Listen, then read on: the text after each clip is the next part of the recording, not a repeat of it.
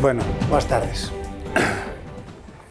Gracias a Cum Laude por contar conmigo outra vez e a este espacio fantástico, e gracias a todos vos, a todos vostedes por vir aquí a escoitar o que eu poda dicir. Espero que o pasemos ben e que pasemos un rato entretido. Vamos a falar deste fotógrafo, Edward Muybridge, que, como dixo Geles, forma parte do que se chama arqueoloxía do cine. E antes de falar del, pois quería contextualizar un pouco as condicións nas que el se pon a traballar. É dicir, como estaba a fotografía no momento en que el a practica. E empezo con esta, que é a fotografía que todos temos visto de Niepce de 1826, que é a primeira vez que unha persoa consigue, ou así está na historia, fixar químicamente unha imaxe producida polo sol. Entonces, un pouco neste contexto é onde se vai a desenvolver o traballo de Muybridge. Antes, Thomas Welford, que fixo algúns intentos parecidos, non conseguiu fixar esas imaxes, e o que quería era usalas para decorar, era alfareiro, para decorar as súas producións alfareiras. Non o conseguiu, pero a min parece interesante traelo como un exemplo de debuxo coa luz. E outros, como Vermeer aquí no cadro da Leiteira ou Holbein nos Embaixadores, tamén usaron aparellos ópticos, aínda que non foron eses aparellos non foron acompañados de química. Hai un libro interesantísimo que os recomendo, está na biblioteca Nós, El conocimiento secreto de los grandes maestros, de Hockney, o pintor pop americano, que conta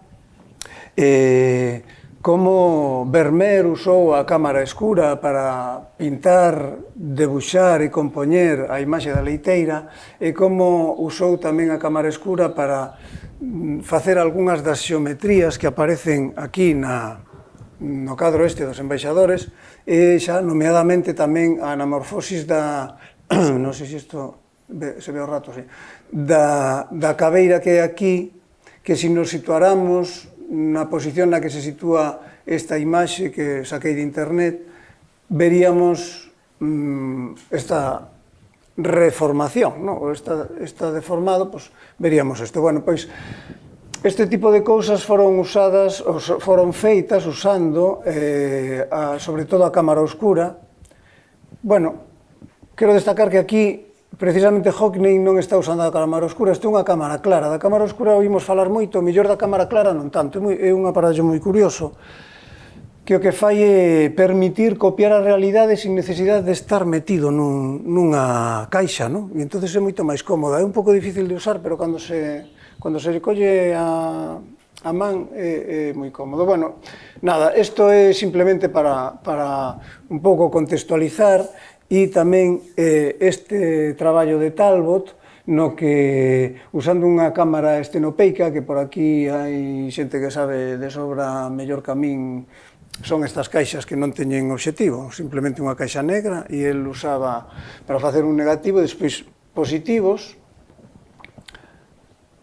Outra das experiencias que se fixeron ao principio da fotografía, ou os daguerrotipos de Daguerre, que eran imaxes tamén feitas con luz sobre metal e que non se podían reproducir. Aquí non había negativo. Bueno, isto máis que nada conto para darlle importancia a tres cousas fundamentais na fotografía, que é o obxectivo, que permite entrar máis ou menos luz, o obturador, que controla canta cantidade de luz entra en cuanto a tempo. Se queremos facer unha foto rápida, o obturador cerrarase moi rápido e poderemos conxelar a imaxe.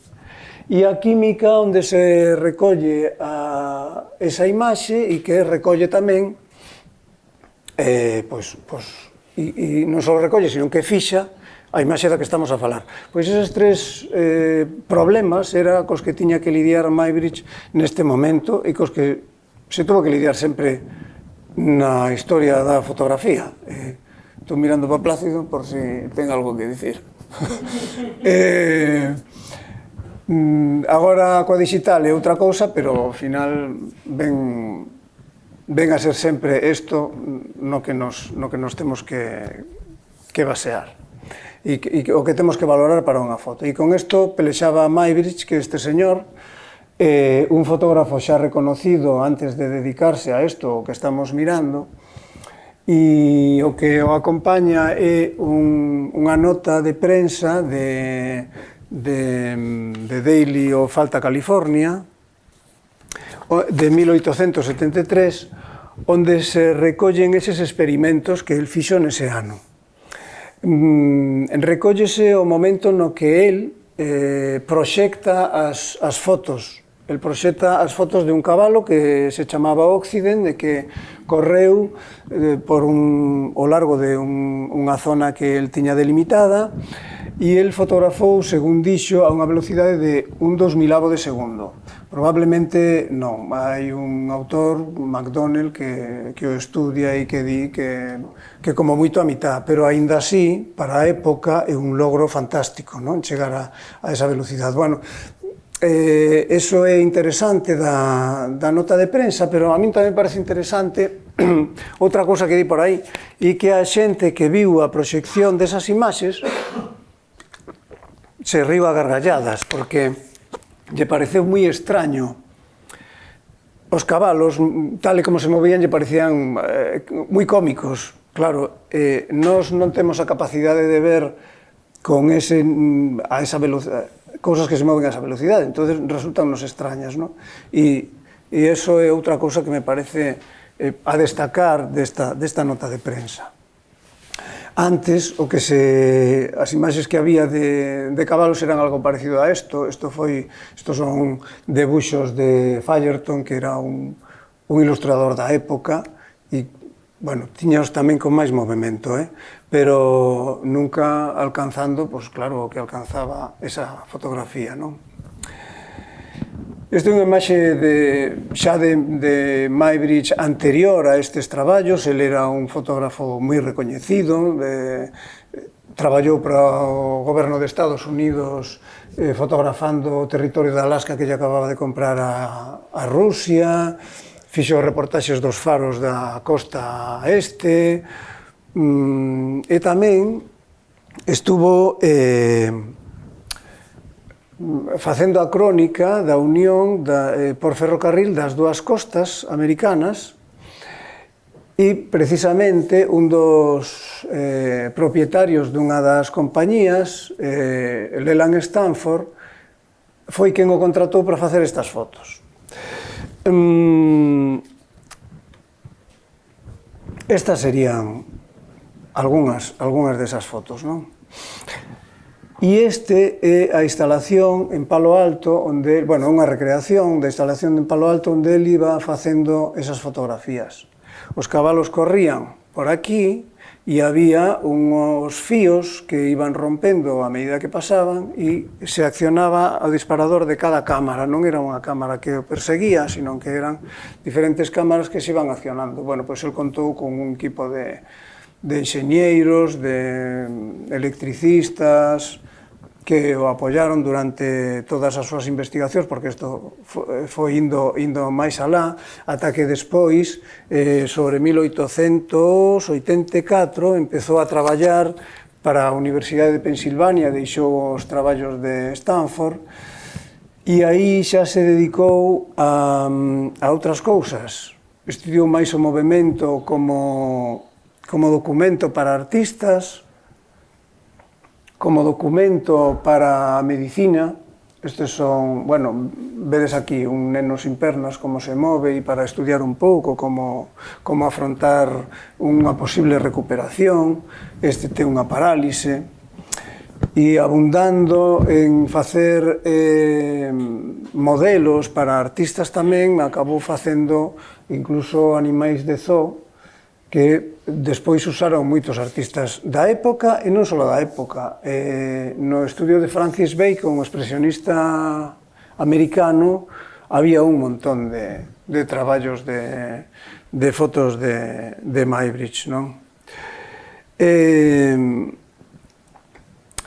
Aquí quería poñer un vídeo porque Muybridge chegou un momento, pero o asunto é que Muybridge, por estas imaxes que fixo e por un invento que chamou zoopraxiscopio e que proxectaba esas imaxes, pois hai historiógrafos do cine que o consideran inventor do cine. Realmente, sí se pode dicir que foi a primeira persoa que animou imaxes, pero chamar inventor do cine a mí pareceme exagerado. O cine é, en principio, un espectáculo de ocio, despois se convirte no que agora mesmo é o cine, non? Unha forma de arte. Muybridge o único que fai con isto é animar esas fotos. Tuvo moito éxito, viaxou por Europa, por cortes e academias europeas, participou nunha exposición de Chicago co seu zoopraxiscopio e tal, pero nunca, eu non diría que foi o creador do cine. Incluso, pois, Cerán, que ten un libro que titula Arqueoloxía do cine, polo que tú falabas de arqueoloxía do cine, considera que realmente quen realmente inventa o cine como espectáculo é Marey, e non tampouco os Lumière, que fixeron, é verdad que fixeron un espectáculo, O Día dos Inocentes, de 1895, proxectando aquela cámara, o sea, aquela locomotora que se viña encima da audiencia e que se asustaron todos, non? Pero, bueno, aquelo tamén eran, outra vez, imaxes animadas. Méliès o que fai é de verdad crear unha historia, non? E probablemente sexa el o que inventa o cine, non? Esta imaxe que se me pasou antes é de un contemporáneo de Muybridge, pero aquí en Europa, Marey, que tamén facía o mesmo, tamén descompuña as imaxes, pero compuñas na mesma placa. O sea, el facía todas as fases que facía Muybridge nun mismo negativo e usaba algo moito máis cómodo, que era unha escopeta. Este é o debuxo da súa patente. Entón, el perseguía o obxeto, disparaba e conseguía este tipo de imaxes. De feito, Stanford, o empresario americano que encargou a Muybridge as fotos de Occiden o cabalo, conocía os traballos de Marey. Hai quen di que mellor eses traballos se fixeron para comprobar por unha aposta se o cabalo chegaba a ter as patas todas no aire en algún momento. Hai quen di que non, que era coa intención de mellorar a carreira dos cabalos. Eu quedo máis coa primeira. A segunda, aínda que os atletas hoxe usen este tipo de cousas para mellorar o seu rendimento, non me parece comparable, pero, bueno, tampouco importa moito unha cousa ou outra, non? O asunto é que no nacemento da fotografía supón tamén para o resto das artes un choque brutal. No momento en que os pintores ven que unha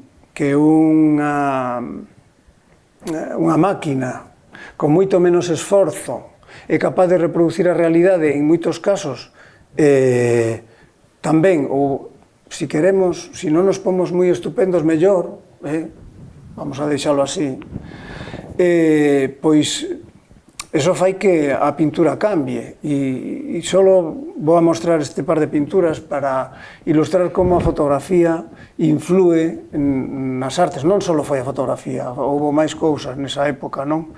Pero, bueno, a fotografía imitou a pintura e a pintura tamén imitou a fotografía. E aquí, Monet, no que se considera o primeiro cadro do impresionismo, pois está, de alguna maneira, debéndolle a fotografía eso, e aquí Degas, pois, os encuadres nunha calle de París, pois fai algo parecido. Só o apunto aquí como anécdota e nada máis. Ahora volvemos a Muybridge, o seu traballo e o que a min me interesa realmente do seu traballo. O sea, digamos que empezamos contextualizando a fotografía, despois dicindo que era o de Muybridge, e agora porque a min se me ocorre facer unha charla sobre esta historia. Eu vi unhas plates, se chamaba el,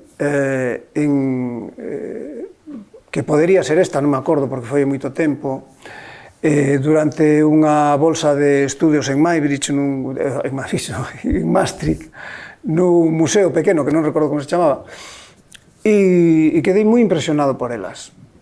Claro, eu era un estudiante becado por aí en Europa e, claro, estás como unha esponxa chupando todo. Encima estás nun museo que ten a súa liturxia, que parece que todo o que hai nun museo é arte, e así o percibín eu. Pero é que sigo pensando que pode considerarse arte, e aí é onde quero chegar. Bueno, pois esta podería ser unha das imaxes que vin. E pareceronme tan artísticas como esta de Cristina García Rodero ou esta escultura de Sol Lewitt, que son moi posteriores. Pero eu encontrei aí unha certa similitude, non? Daquelas estaba eu moi influenciado, moi, bueno, había unha parte que me chamaba moito a atención deste tipo de arte, de, por exemplo, a arte conceptual. Este é unha dos iconos da arte conceptual, esta obra de Joseph Kosuth, na que equipara a definición do dicionario de silla cunha foto dunha silla e cunha silla de verdad. Di que son o mesmo, bueno, aí a nivel conceptual. Había outra cousa que me chamaba moito, que me sigue chamando, que é o minimal, este Castelo de Naipes de Richard Serra, unha obra moi potente, con un sentido de gravedad impresionante. E a arte póvera, por exemplo, isto de Pistoleto, a Venus dos Farrapos, tamén me parecía moi interesante. Estas tres obras son obras que non requiren de unha habilidade manual, nin coñecemento técnico, e a min eso me parece moi importante polo que teñen de democratizar a arte. Permiten que calquera poda xogar coa arte, xogar a ser artista ou ser artista, non? E iso me parecía moi interesante. Agora vexo con certas reservas porque me parece que pode entrar tamén o populismo aí. Sigo admirando este tipo de estes xéneros, pero miro con reservas porque, por exemplo, cando comparamos estas dúas obras, unha a que coñecemos todos, o Urinario de Duchamp ou de Elsa, teño que lelo porque Von Freytag Loringoven, según os últimos estudos, é probable que isto non sea de Duchamp, pode que sea de Elsa. Se comparamos esta obra coa de Catelani, que todos vimos hai pouco por aí nos telediarios, non? Pois temos que velas na perspectiva do tempo dentro do posible. Non hai perspectiva do tempo para esta obra, claro. Pero esta cambiou o ritmo da historia da arte. Introduciu un concepto fundamental que non se baixou xa da historia da arte, xa quedou aí. Esta ocupou minutos de telediario, está ocupando tempo agora aquí, pero non me parece que teña tanto peso. E, sin embargo, as dúas xogan con algo moi parecido, unha ocurrencia. As dúas son bromas, isto tamén foi unha broma, probablemente. Pero o que quero dicir é que se deixamos... Se deixamos que estes tres, o conceptual, o minimal e o póvera, sean os únicos que rexen, pois igual acabamos en algo parecido a isto. E entonces, pois, aí é onde eu quero intentar razonar por que creo que a obra de Maastricht, sendo nada máis que un documento, porque non pretendía ser arte, creo que se pode considerar arte. Boto man deste libro moi recomendable, que está recién editado outra vez, de Roland Barthes, A cámara lúcida, onde lle dá moitas voltas a fotografía e a que supón a fotografía. Para min hai a cousa máis importante, a parte máis importante desto é dous conceptos que ele aplica, que son o punctum e o studium. El di que nunha foto hai studium, que é o que me aporta, a información que me aporta a foto, E o Pugton que é o que me fire, o que fai que esa foto para min sexa de alguna maneira especial, non? E aquí vou ler un trozo do libro. Di Barthes. La pornografía representa ordinariamente el sexo. Hace de él un objeto inmóvil. No hay punctum en la imagen pornográfica. A lo sumo me divierte y aun el tedio aparece pronto. La foto erótica, por el contrario, no hace del sexo un sujeto central. Arrastra al espectador fuera de su marco. La fotografía ha captado la mano del muchacho, el mismo Mapplethorpe, creo, en su grado óptimo de apertura, en su densidad de abandono. La fotografía ha encontrado el buen momento, el kairos del deseo. Esa é a diferencia que él aprecia entre punctum e studium. Volvo despois un pouco sobre eso. Rodin, esta é unha escultura de Balzac, que era suscriptor das fotos que Muybridge iba publicando e era admirador e usaba ese traballo, dicía que si queres representar a realidade non podes representar o que o ollo non ve. E entonces esa idea de Barthes, esta outra idea de Rodin, e o feito de que hoxe podamos ver un coche estrellarse a 170 km por hora contra un muro e podamos ver os detalles, unha gota de auga caendo, comparado co traballo de Muybridge e con outro libro máis, xa é o último que cito e que tamén recomendo porque me parece delicioso e é ademais cortiño, titúlase La actualidade de lo bello e é de Hans-Georg Gadamer. Di Gadamer, un filósofo fundamental deste século pasado, que unha obra de arte cumple, da igual na época que nos poñamos, 3 preceptos. Interpela ao espectador, sitúa fora da súa rutina diaria e funciona como símbolo. Cumplindo eso e escapando de non sorprender, non aportar ou fixarse solo en datos, todo o demais o normal é que o cumplan. E eu vendo estas obras de Muybridge, vou a ler, entendo que, por un lado, interpelan ao espectador ou atraer a súa atención pola contradición entre rudimentarias e sofisticadas. O resultado é técnicamente deficiente para as posibilidades actuais, sendo ao mesmo tempo reveladoras do que o ollo non pode percibir. Nese sentido, para min, interpelan. No segundo, sitúano fora da rutina diaria e obrígano a deterse con atención, non admitindo unha observación de pasada si queremos reconstruir ese movimento descomposto e reconstruílo mentalmente. A imposibilidade de percibir por nós mesmos as fraccións de segundo en que se nos representa descomposto o movimento sácannos do noso tempo, da nosa percepción, para reconstruir o movimento da carreira nun tempo ficticio. Sería a segunda. E a terceira funcionan como símbolo. Non reproducen unha realidade, posto que non somos capaces de percibir o que nos mostra. Representa ou simboliza a velocidade na imaginación de quen o ve. Bueno, estes 3 puntos son os que a min me fan pensar que Muybridge, máis alá do que el pretendía, que era facer un documento, fixo arte.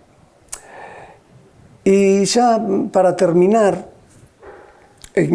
cando acabei de escribir isto, acordeime de cando eu iba ao Museo Arqueolóxico a debuxar pezas das que estaban reconstruídas. Eu botei bastante tempo ali debuxando estas pezas, pasaba moi ben, era moi bonito. E tamén pensaba, bueno, aquelas pezas eran trozos de cerámica utilitarias que ninguén fixo con intención de crear arte, sino que somos nós agora os que proxectamos esa intención ou esa visión da arte. Poida que tamén estea conectado con isto, non o sei. Sobre todo, en realidad, teño que confesar que esa idea a traigo para, unha vez máis, de novo, aproveitando o lugar onde estou, dicir que non podemos seguir tendo o Museo Arqueolóxico pechado, nin moito menos o Museo Municipal pechado, que é unha eiva incomprensible para esta cidade. E nada máis. Moitas gracias.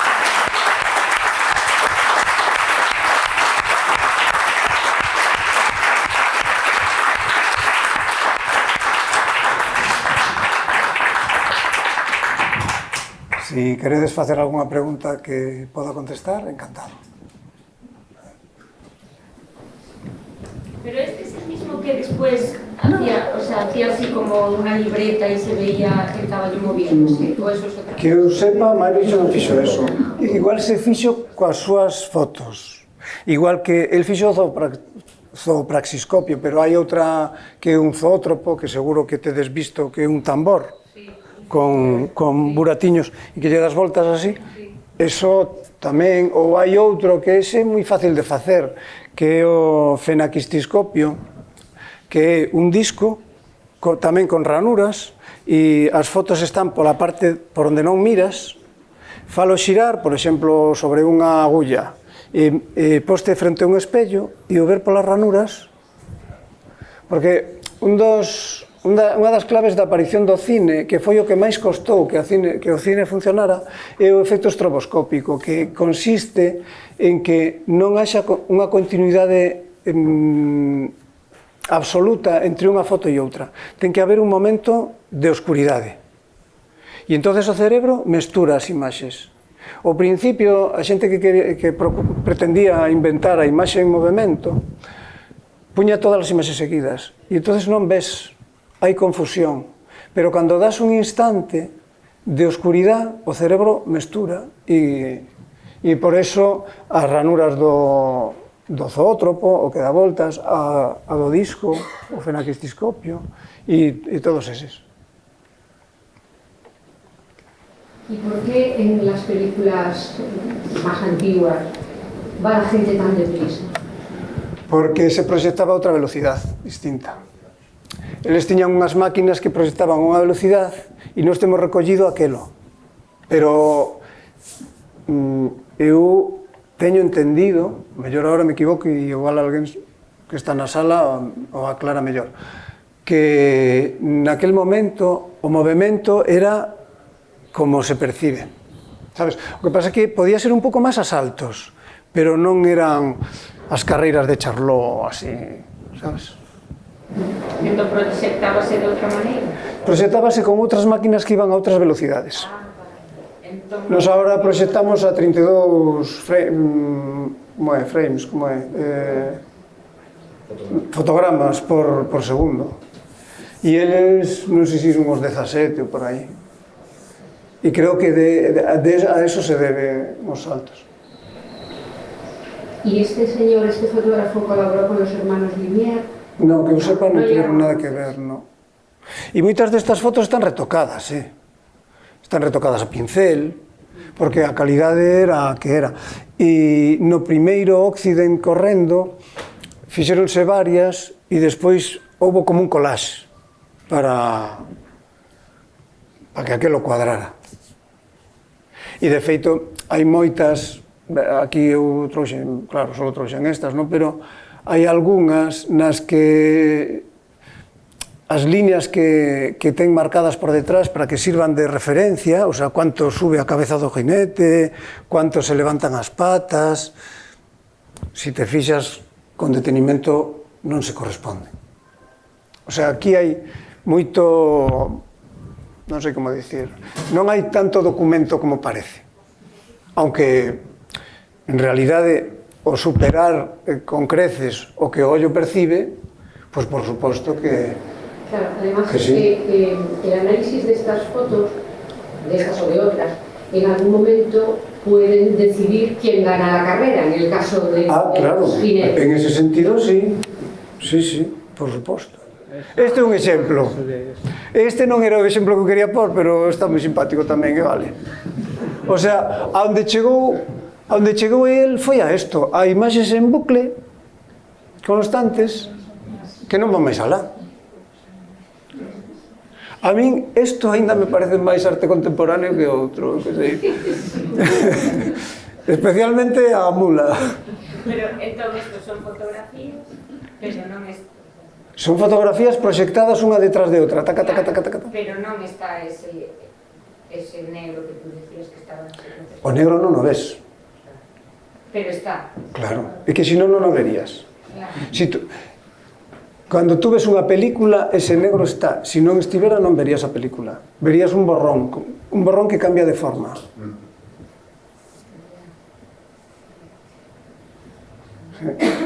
E tardaron en darse conta. A verdade é que non sei quen foi, pois igual foi o Irmáns Lumière. Hai a clave das cámaras de cine é a Cruz de Malta.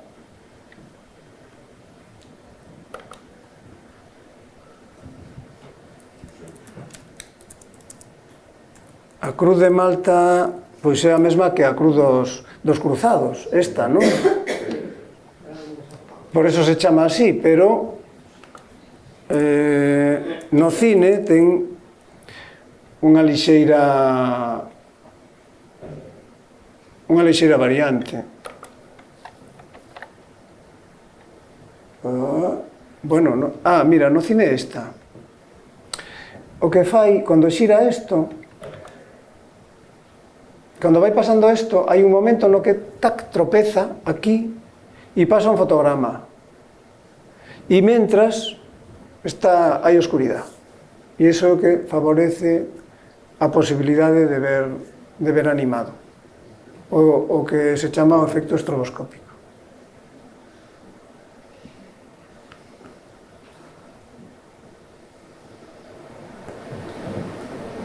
La verdad es que les debió de parecer una cosa extraordinaria ver dar voces al burro, porque no estaba acostumbrado. Bueno, o que decía que a xente que viu a primeira vez esa proxección pois estaba asombrada e se partía de risa con algunhas poses dos cabalos. Decían, ostras, pero isto non pode ser, non? Sí. Es curioso eso que dices del fotograma ese de oro. Me recordaba a ese experimento que hicieron poniendo no un fotograma negro, sino algo que tampoco veía el espectador, que era una imagen subliminal, ¿no? Beba Coca-Cola. De eso, y eso está... Y el espectador no veía claro. Eso, simplemente cuando se terminaba la secuencia tenía sed y se levantaba. Pero lo percibía, no era consciente, pero lo percibía. Porque nós non somos conscientes de cada imaxe que vemos. Esto mismo, si nos lo poñen en cámara lenta, vemos como o cabalo non toca. Sí. Pero si non nos lo poñen, vémoslo correr igual que vemos correr normalmente. Entonces tampouco descubriríamos ese secreto.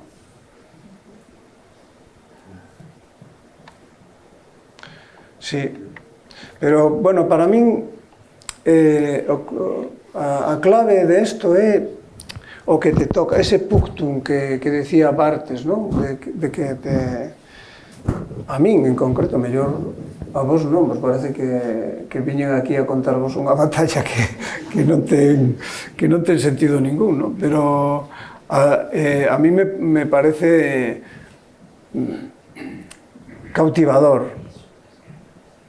Esto menos, ou isto. Para min isto é máis un xogo de modelos para poder usar, que poden ser moi útiles, non? E este, por suposto, ou igual menos útil, porque é unha postura máis... Alguén que este adiestrado no debuxo a pode imaginar sin necesidade de facer, pero... Descamps tiene un cuadro... ¿Quién? Descamps. Sí. Que es desnudo bajando una escalera. Sí. Que podría ser perfectamente ese fotograma en expuesto. Sí. Es que yo creo que de hecho Duchamp está haciendo un guiño. No, eres tú, seguro que lo dijiste tú mejor. Yo siempre bueno, yo sí. Ahí, vamos a ver, igual que Duchamp aquí fai unha broma absoluta a isto, porque sabedes que Duchamp ou Elsa, esta outra surrealista, que fose ela, é moi probable que fora Elsa von, disculpade que non se me quedou o nome, pero vou non dicir, Elsa von Freytag-Loringoven. É moi probable que fora ela, que ademais era amiga de Duchamp e que se movían nos mesmos círculos e que era unha surrealista e dadaísta máis fonda aínda que Duchamp. Bueno, cando el fai isto, faino para unha exposición onde van os rechazados, os que en Nova York non estaban aceptados polos máis rompedores dos artistas, fixeron unha sala para expoñer eles, porque os rompedores non nos deixaban, e el foi un dos rompedores a expoñer isto e non nos deixaron expoñer isto, el ou ela, foron, e non nos deixaron. El o que fixo foi unha broma, e eu creo que o Espido baixando a escaleira, que dices ti, tamén é unha broma que mezcla estas imaxes de movimento que esta a recorda perfectamente, total, co cubismo e con algo que resulta para min ao final irónico outra vez. El volve a facer ironía con desmontar o movimento, representar o cubismo, facer un Espido. Por que titula Espido? Se non se sabe se é Espido ou non, pero na historia da arte, a figura humana, se ten que ter peso, ten que estar espida, sobre todo a de muller, pero bueno, non solo. Entonces, Duchamp ao final deixou a arte e dedicouse a xogar ao xadrez. Era un conceptual total. Sí. Nada máis. Muchas gracias. Gracias a vos.